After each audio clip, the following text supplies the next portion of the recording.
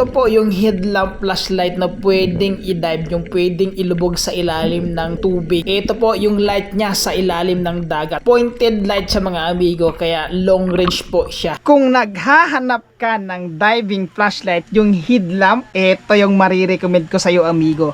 Itong headlamp na to. Ito ang kagandahan dito mga amigo.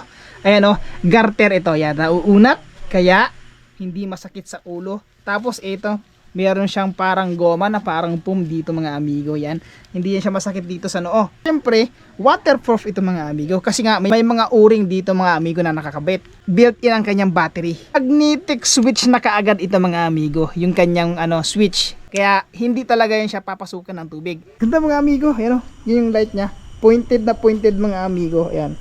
Kaya saktong-sakto. Pang malalim man talaga, pang malalim. Ito po yung light niya sa ilalim ng dagat mga amigo. Nasa 4 o hanggang 5 dipa ito yung nasa pwesto ko ngayon. Kitang-kita pa rin yung ilalim. Sa mga gustong bumili mga amigo ng ganitong klase ng headlamp diving flashlight, waterproof, ilalagay ko yung link dyan sa